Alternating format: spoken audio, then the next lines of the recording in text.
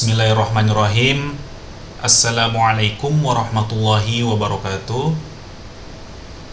Selamat malam teman-teman semua. Selamat datang kembali di channel Yusuf Tech ya. Dan pada kesempatan kali ini atau pada video kali ini kita akan mencoba bareng-bareng untuk men-setup ya PHP MyAdmin di Ubuntu server, yang mana pada video sebelumnya kita sudah men-setup Ubuntu server tersebut agar bisa bertindak sebagai web server ya, yang bisa menjalankan file website kita ya, yang nantinya dapat diakses melalui browser. Nah, pada video sebelumnya kita sudah sama-sama belajar dari setup web servernya menggunakan package Nginx, kemudian ada bahasa pemrograman PHP, kita juga sudah install untuk agar server kita itu bisa membaca kode PHP. Kemudian juga kita menginstal package untuk membuat database ya, agar kita bisa membuat database dengan menggunakan MySQL. Nah, akan tetapi dari proses penginstalan yang sudah kita lakukan di video sebelumnya ya, di situ kita masih menggunakan query untuk memanajemen database-nya. Seperti kalau misalkan kita ingin membuat database, kita perlu menggunakan query create database, terus nama database dan sebagainya. Tentunya hal tersebut akan sangat merepotkan untuk nanti ke depannya ya teman-teman. Nah, jadi di sini kita akan coba menerapkan atau memasang PHP MyAdmin untuk solusi agar nantinya kita tidak perlu mengetikkan query-query tersebut ya teman-teman. Jadinya nanti bisa lebih mudah dan cepat karena nanti dia base-nya itu web UI ya, jadi tampilan website. Kita tinggal klik saja, ingin meng-create database tinggal klik, ingin membuat table tinggal klik dan sebagainya. Gitu ya teman-teman. Oke. Di sini kita langsung aja ya teman-teman. Pertama saya akan jalankan dulu virtual mesinnya ya, VM-nya untuk Ubuntu server. Kemarin kita udah men-setup Nginx, PHP dan MySQL ya. Di sini saya langsung start saja untuk menjalankan virtual mesinnya.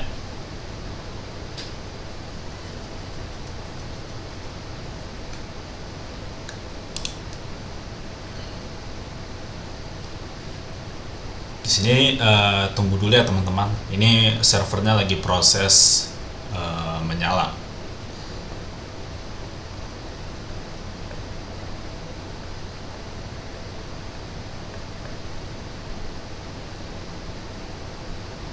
Oke, ini sudah selesai. Nah, akan tetapi saya tidak akan mengoperasikan proses penginstalan PHP MyAdmin itu di terminal VirtualBox ya teman-teman. Jadi sebetulnya teman-teman bisa saja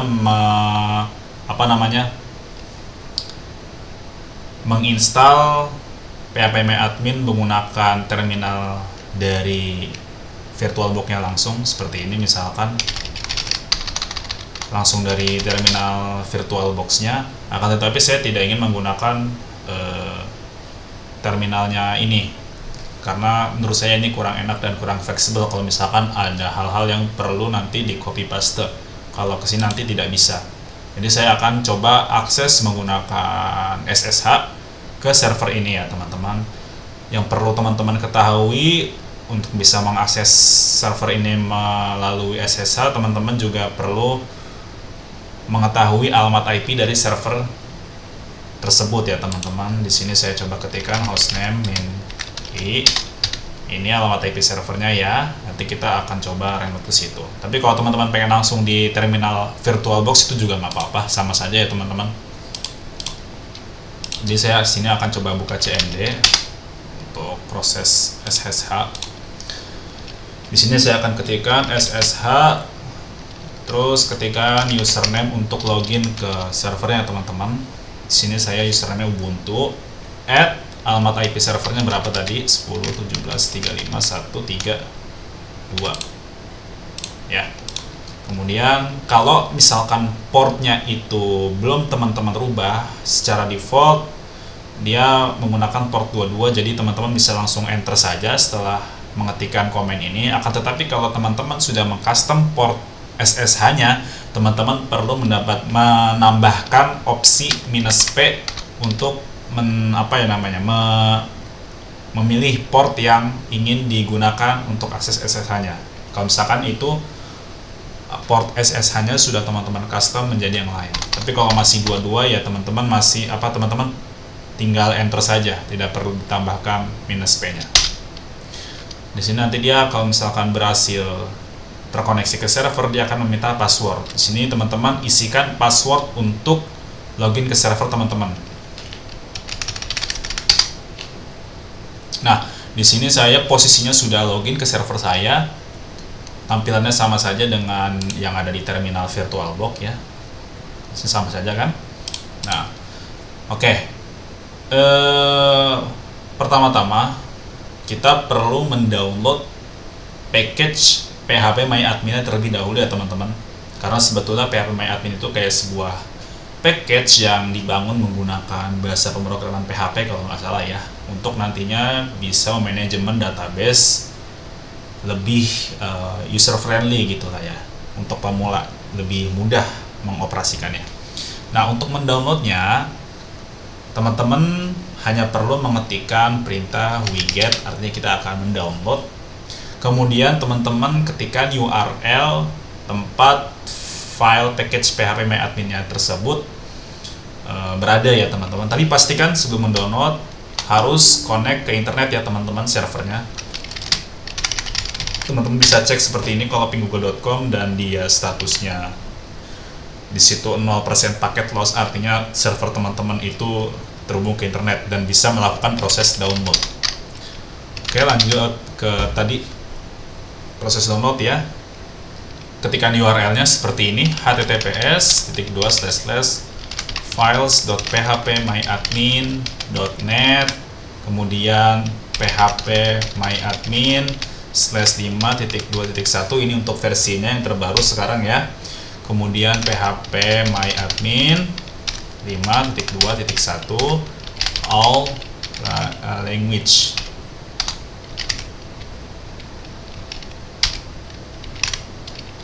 .zip. Nah, di sini teman-teman tinggal enter saja. Nanti dia akan memulai proses download. Untuk mengetikkan URL ini jangan sampai salah ya teman-teman, karena nanti kalau salah dia tidak akan terjadi untuk proses downloadnya karena URL-nya salah. URL-nya tidak ditemukan gitu.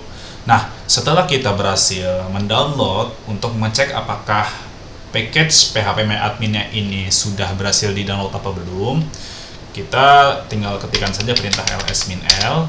Nah, di sini teman-teman sudah bisa lihat ada satu file zip ya, yang tadi sudah kita download.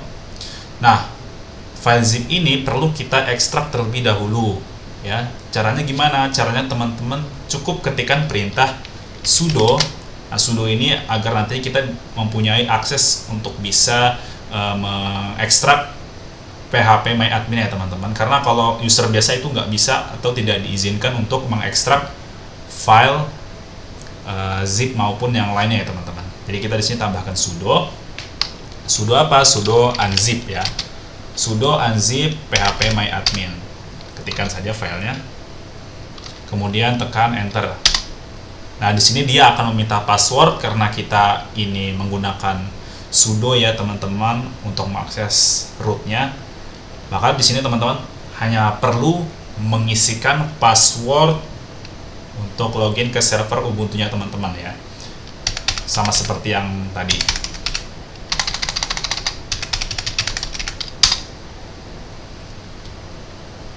Oke, salah, bentar. Nah, oke, di situ ada keterangan bahwa unzip comment not found, artinya unzip ini, comment unzip, keyword unzip itu tidak ditemukan di sistem Ubuntu-nya. Oke, ini terjadi karena apa ya? Ini karena unzip ini itu belum terinstall ya. Kayak seperti ekstensi unzip ini tuh belum terinstall di server kita teman-teman. Makanya komennya tidak ditemukan. Oleh karena itu, kita perlu menginstal unzipnya terlebih dahulu nih di server kita agar nantinya komen unzip ini itu bisa digunakan. Caranya cukup mudah teman-teman. Hanya tinggal mengetikkan perintah sudo lagi untuk menginstal unzipnya. Kemudian apt install unzip. Kemudian tambahkan opsi -y untuk nantinya langsung otomatis memilih opsi Y pada saat nantinya si server ini meminta konfirmasi penginstalan. Jadi kita tidak perlu mengetikkan Y lagi untuk konfirmasi. Nah, sini dia lagi proses install unzipnya supaya kita bisa menggunakan komen unzip. Nah, di sini sudah selesai ya. Sekarang di sini saya akan coba clear dulu agar terminalnya bersih. Kemudian saya akan coba lihat lagi file yang tadi phpMyAdmin. Nah, di sini kita perlu unzip, kita ulangi komen sebelumnya. Teman-teman boleh ketik ulang atau teman-teman bisa mengklik yang ada di keyboard itu tombol atas untuk bisa mereload komen-komen sebelumnya yang sudah kita jalankan. Nah, ini tadi ya. Kemudian tinggal kita tekan enter untuk proses unzip. Nah, di sini sudah selesai. Saya coba clear dulu agar terminalnya bersih. Untuk mengecek apakah kita sudah berhasil unzip file zipnya atau belum, teman-teman cukup ketikkan perintah yang tadi untuk melihat direktori. Nah, di sini teman-teman sudah bisa lihat ada muncul direktori baru namanya phpMyAdmin ya, sesuai dengan nama yang ada di file zipnya tadi. Nah, sekarang ini sudah berhasil kita ekstrak, tapi nanti ini akan kita rename terlebih dahulu ya teman-teman, karena nama ini nanti akan sangat merepotkan kalau misalkan kita ingin akses di browser gitu ya teman-teman. Nah, oke, lanjut kita coba rename dulu phpMyAdmin-nya menjadi phpMyAdmin saja ya. Jadi teman-teman cukup ketikkan perintah sudo mv, kemudian ketikkan nama direktorinya ini phpMyAdmin, tab aja langsung. Kemudian ingin diganti dengan apa? phpMyAdmin 521 ini kita ganti dengan phpMyAdmin. Jadi nanti kita hanya perlu mengetikkan phpMyAdmin untuk bisa mengakses ke web UI-nya phpMyAdmin. Kemudian enter. Kita lihat lagi. Nah, sekarang sudah berubah ya, dari yang tadinya phpMyAdmin strip 5.2.1 strip all strip language jadi phpMyAdmin saja. Nah, kemudian kita akan coba pindahkan direktori phpMyAdmin ini ke direktori root web server kita. Nah, untuk direktori root web server kita secara default kalau menggunakan Nginx ataupun Apache itu ada di /var/www/html. Kita nanti akan coba pindahkan ke situ. Jadi teman-teman cukup ketikkan perintah lagi sudo mv phpMyAdmin, kemudian slash lokasinya atau path-nya var www.html/. Nah, kalau sudah seperti ini, coba teman-teman cek lagi. Kalau sudah hilang, artinya nanti dia sudah dipindahkan ya untuk direktorinya ke path yang sudah kita tentukan ini, yaitu di /var/www/html.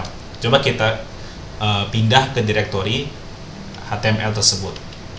cd var www.html. Kita ls-l. Nah, di situ sudah ada ya direktori yang tadi sudah kita pindahkan, phpMyAdmin.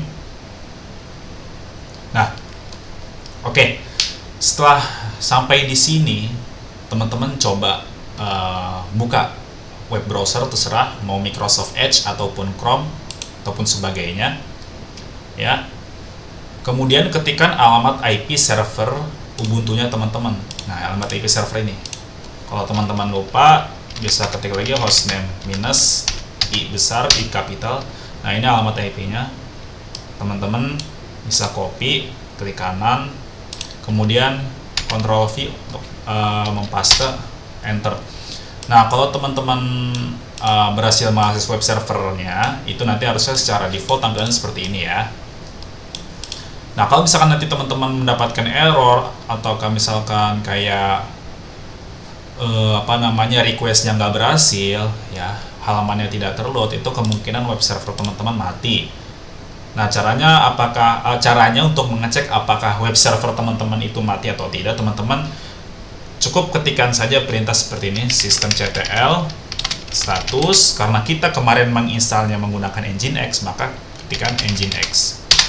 Nah, kalau di sini nanti tulisannya inaktif, itu artinya mati ya teman-teman. Maka teman-teman perlu mengetikkan perintah sudo systemctl start Nginx. Itu kalau posisinya inaktif. Tapi karena di sini posisinya aktif, saya tidak perlu mengetikkan komen ini. Ya. Oke, kemudian di sini kita perlu mengakses PHP My Admin. Kita akan coba apakah bisa. Oke, halaman ini itu sebetulnya file yang ada di sini teman-teman. Saya coba clear dulu ls-l. Nah, di sini sebetulnya halaman yang ditampilkan di sini itu filenya itu yang ini teman-teman, yang index.nginx-debian.html. Nah, dia mengakses ke sini karena index, dia jadinya langsung otomatis diarahkan. Nah, kalau info.php teman-teman perlu tambahkan info.php seperti ini. Nah, kalau kita ingin mengakses php-myadmin, kita perlu mengetikkan direktorinya, ini namanya apa nih? php-myadmin kan? Berarti di sini tinggal kita ketikkan saja /php-myadmin. Nah, nanti akan terbuka halaman web berupa tampilan login php-myadmin. Nah, sampai sini sebetulnya teman-teman sudah bisa login menggunakan username dan password yang sudah teman-teman setting pada video sebelumnya ya, pada video penginstalan web server kemarin. Itu teman-teman ingat-ingat passwordnya kemarin apa? Kalau saya kemarin passwordnya sudah saya ingat. Nah, ini harusnya kalau teman-teman ingat passwordnya ya, menyimpan kredensial untuk loginnya, itu nanti dia bisa langsung login kok ya. Nah, oke. Di sini kita sudah masuk ke halaman dashboard php-myadmin-nya. Di sini sudah bisa kita lihat juga ada 4 database default yang sudah terbuat sebelumnya ya. Ini itu bisa kita cek, ini sama kalau misal database ini sama persis ya jika kita menggunakan CLI atau command line interface di terminal, itu juga sama. Nanti saya akan coba ya. Coba sudo mysql min urut -p, saya masukkan passwordnya.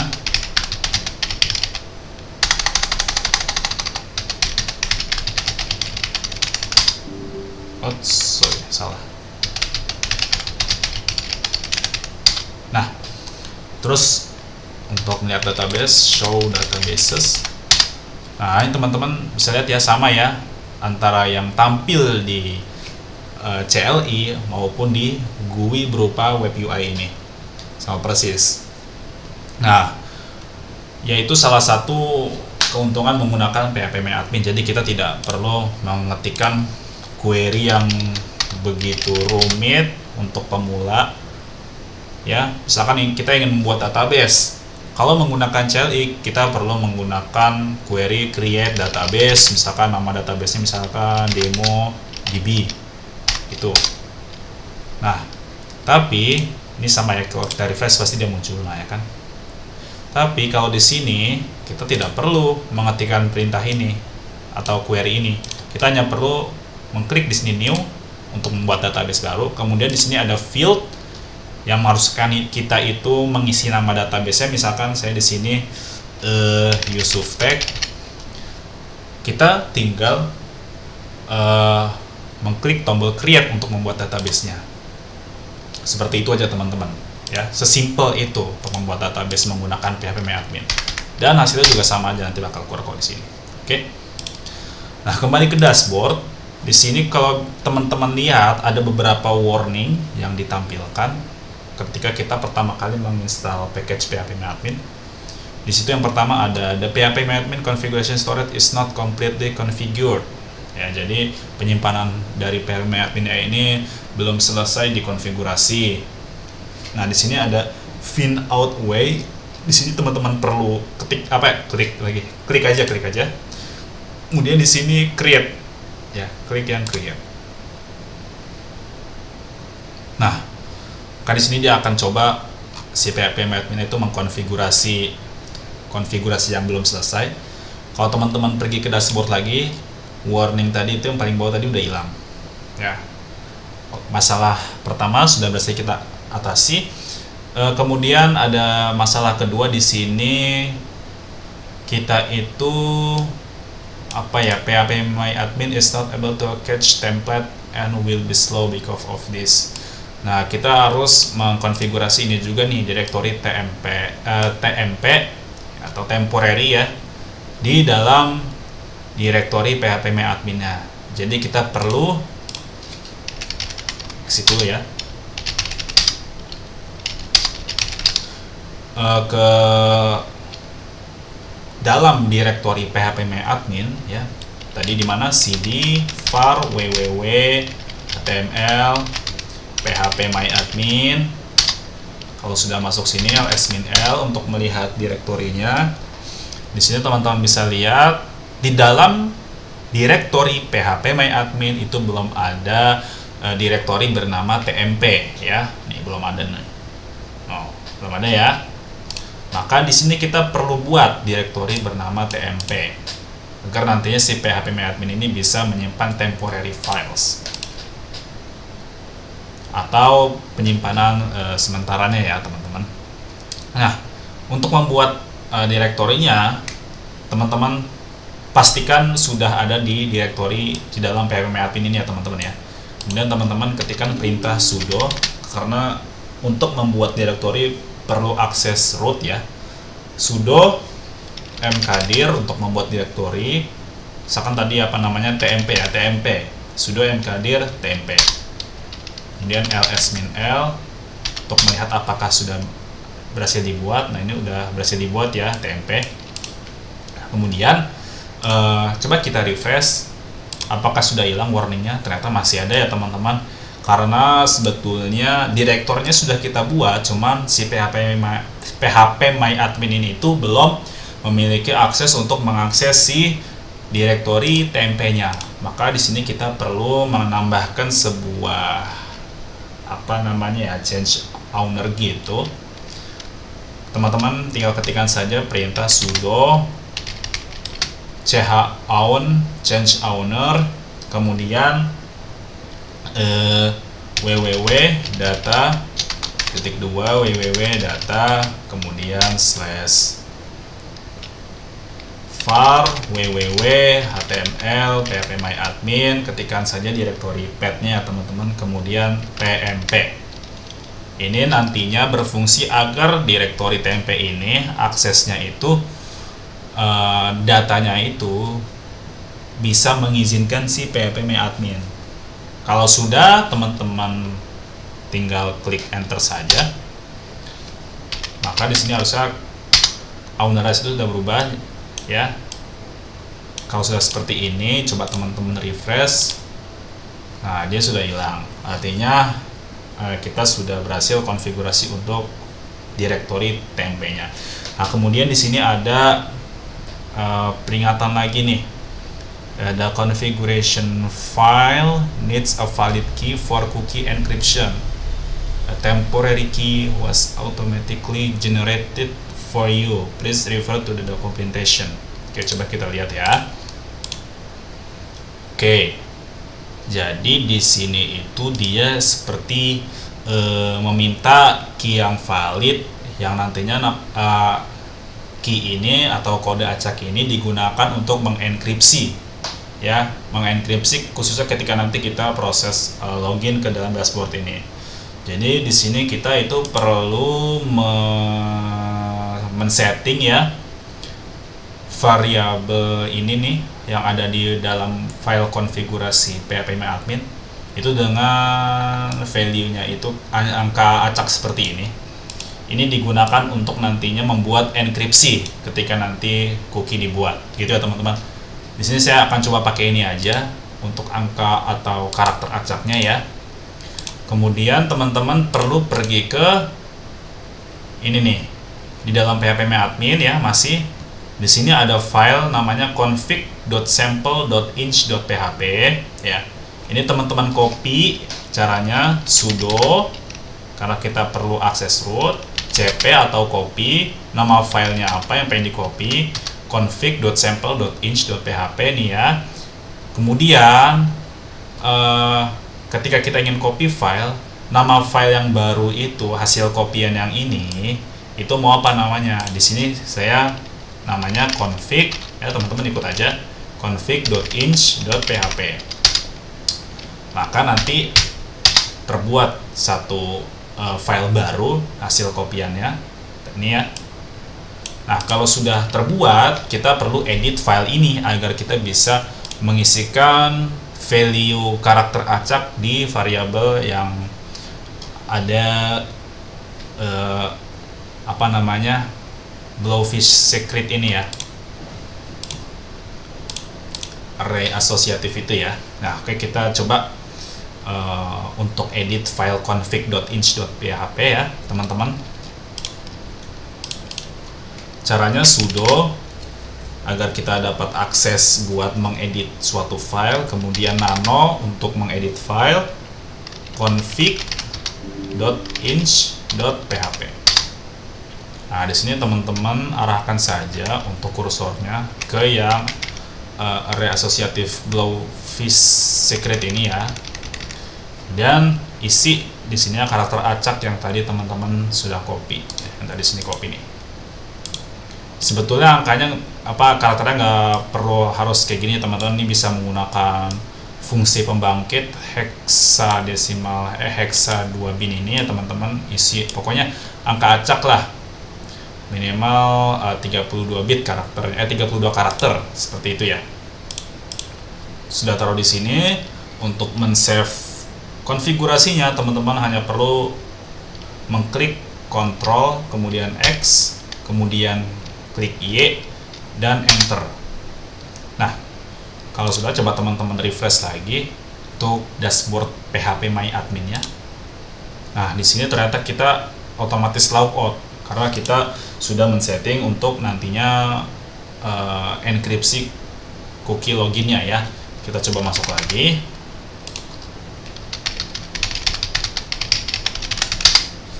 Nah, di sini udah hilang ya teman-teman untuk warning yang enkripsi tadi. Di sini tersisa warning the MB string PHP extension was not found and you seem to be using a multi-byte charset ya. Jadi tanpa ekstensi MB string ini ya, phpMyAdmin itu kayak apa ya? Kayak nggak bisa split sebuah string yang benar gitu ya teman-teman, kurang lebih sih seperti itu. Oke, jadi di sini sebetulnya simpelnya kita itu hanya perlu menginstal salah satu ekstensi yang ada di PHP, yaitu bernama mbstring ya teman-teman. Nah, untuk cara penginstalannya teman-teman hanya perlu mengetikkan perintah seperti ini.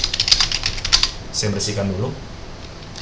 Sudo apt-get install php 8.4 ya teman-teman, karena di video sebelumnya kita menginstal PHP versi 8.4. kemudian strip ekstensinya apa yang mau diinstal, mbstring ya, kita tulis mbstring kemudian -y untuk konfirmasi yes. Di sini dia akan langsung proses penginstalan ekstensinya, tinggal ditunggu saja teman-teman. Oke, kalau sudah diinstal, teman-teman perlu merestart PHP FPM-nya ya. Caranya teman-teman ketikkan perintah seperti ini. Systemctl restart, tapi sebelum itu jangan lupa sudonya ya, karena untuk merestart suatu kayak package gitu di Ubuntu kita perlu akses root. Sudo systemctl restart php 8.4 -fpm. Oke, sekarang coba kita lihat statusnya apakah dia sudah aktif kembali ya. Di sini nggak perlu pakai sudo untuk lihat status. Oke, di sini sudah aktif dan running. Sekarang kita coba refresh. Nah, sini udah hilang ya warningnya teman-teman.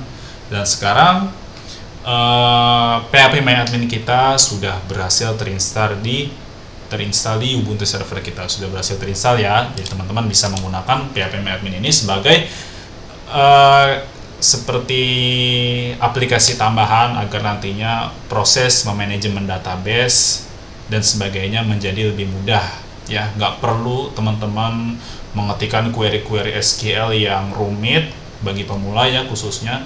Jadi di sini hanya tinggal mengklik saja karena sudah webnya itu berbasis GUI UI.